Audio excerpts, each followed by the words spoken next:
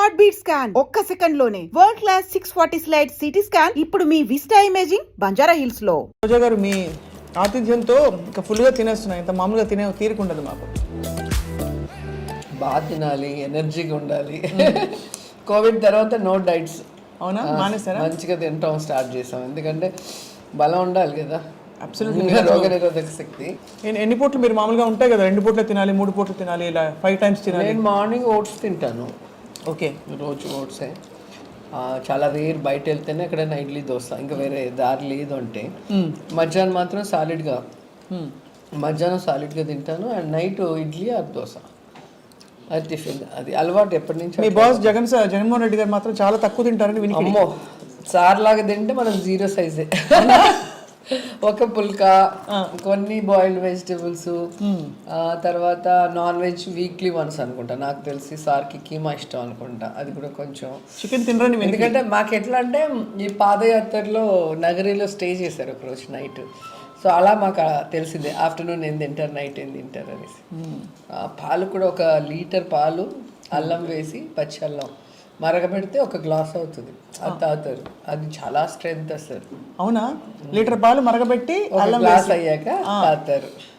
ఈ చిట్కా తెలియదు. నేను చూసాను, ఇప్పుడు తెలుస్తుంది అందరికీ. సో ఇంత ట్రావెల్ చేస్తారు కదా మీరు ఎలా మరి పర్టికులర్గా మెయింటైన్ చేయగలుగుతారు, అంటే టైమింగ్స్ అవి? అట్లేం లేదు, ఎక్కడ దొరికేది ఆ టైం బట్టి తినేయటం అంతే. మొదట్లో అపోజిషన్లో ఉన్నప్పుడైతే ఇంకా జగన్ సార్తో వెళ్ళేటప్పుడు 4 అట్లా అయిపోయేది, 3-4 కూడా అయిపోయేది, 5 కూడా అయిపోయేది లంచ్. ఇప్పుడు ఇంకా గవర్నమెంట్లో ఉన్నాం కదా, రిలాక్స్డ్. ఇది ఏదైనా ఉంటే సార్ తినేసి మాట్లాడుకుందాం అన్న ఇదికి వచ్చా. ఆ టైంలో కొంచెం భోజనం చేసుకొని చేద్దామని. వయసు కూడా వస్తుంది కదా, తిమితో రావాలి. మీకు అంటే మీరు ఎప్పుడు ఎవర్ గ్రీనే, ఎప్పటికీ ఇలా చెప్పుకోవాలి. Fire brand ever green. మనల్ని మనం.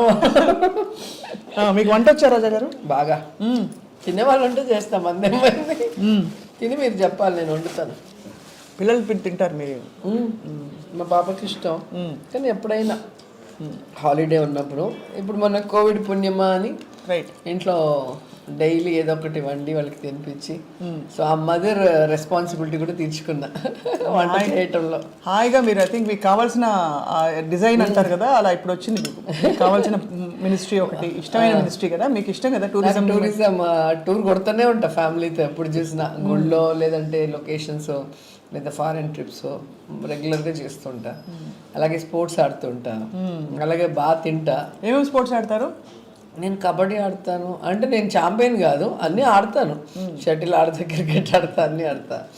అలాగే నేను తినటమే కాదు, 10 మందికి పెట్టడం అలవాటు ఫస్ట్ నుంచి కూడా, హీరోయిన్గా ఉన్నప్పటి నుంచి కూడా. సో ఇప్పుడు మాది ఆతిథ్య ఫీల్డే కదా, టూరిజంలో ఆతిథ్యం కూడా ఒక పోర్షన్. సో అలా మంచి మంచి ఫుడ్తో వచ్చిన పర్యాటకుల్ని మరి అడక్క మానలేకపోతున్నాను. మన ఆంధ్ర వంటకాల కోసం టూరిజంలో ఏంటి ప్రణాళిక ఏమన్నా ఉందా? అంటే పర్టికులర్గా ఇక్కడ ఉండే రీజనల్ స్పెషాలిటీస్ని అందరికీ, ఇప్పుడు హైదరాబాద్ అంటే వెంటనే బిర్యానీ గుర్తొస్తుంది, అలా ఆంధ్ర అనగానే వంటకాల కోసం ఏమైనా ప్లాన్? మనకి ఉన్నాయి కదా, గుత్తి వంకాయ కూర, రాగి పచ్చడి, రాగి సంగటి, నాటుకోడి పులుసు, ఇట్లాంటివన్నీ గుర్తొచ్చేస్తూ ఉంటాయి. సో నిన్ననే మేము ఈ లంబసింగ్ వెళ్ళాం, అక్కడ కూడా ఆ లోకల్ ఫుడ్ని ప్రమోట్ చేద్దామని నేను డిస్కస్ చేసాం.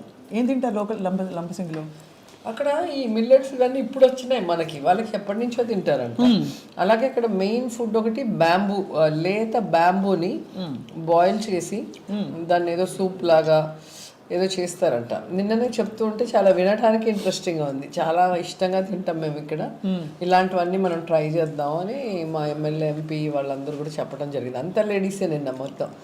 సో వచ్చిన పర్యాటకులకు కూడా ఒక కొత్త ఎక్స్పీరియన్స్ ఉంటుంది కదా. అవును, డెఫినెట్గా. అందుకని అవన్నీ రెడీ చేద్దాం అనుకున్నాం. మొత్తానికి మీ టూరిజం ప్లాన్ చూడడానికి మేము అందరం ఆత్రంగా ఉన్నాం, వెయిట్ చేస్తున్నాం. ఏమేమి అనుకుంటున్నారు? Youth advancement, tourism and culture అన్ని, అంటే ఆర్కియాలజీ కూడా ఎందుకు వస్తుంది? అదే మన పురావస్తు శాఖకి సంబంధించిన పురాతనమైన కట్టడాలు అన్నీ కూడా ఇప్పుడు అన్నీ కూడా మంచిగా డెవలప్ చేస్తున్నాం. మనకి ఇక్కడే దగ్గరలో మొన్ననే ఈ మధ్య కార్తీక మాస వనభోజనాలు పెట్టాం, కొండపల్లి ఫోర్ట్ అని.